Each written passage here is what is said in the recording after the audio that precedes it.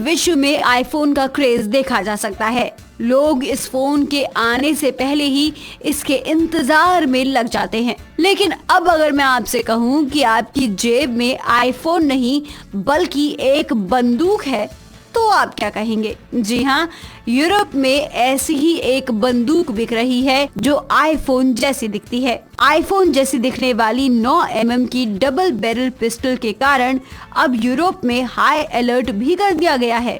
अधिकारियों ने चेतावनी जारी करते हुए कहा है कि यह पिस्टल जब अमेरिका में बिकना शुरू होगी तो इसे गैर कानूनी रूप से यूरोप से लाया जा सकता है।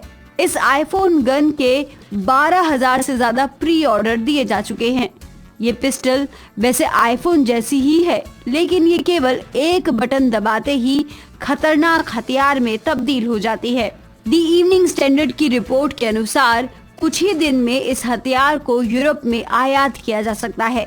ये पिस्टल लगभग 330 पाउंड में मिलेगी, जो एक आईफोन की कीमत से लगभग आधी कीमत की है। इस रिपोर्ट में ये भी कहा गया है कि बेल्जियम पुलिस ने पहले से ही इसके बारे में चेतावनी जारी कर दी थी। हालांकि अभी तक ऐसी कोई पिस्टल नहीं मिली है, लेकिन ये पिस्टल जल्द ही पूरे यूरोप में फैल सकती है और ये एक भयावह रूप भी ले सकती है।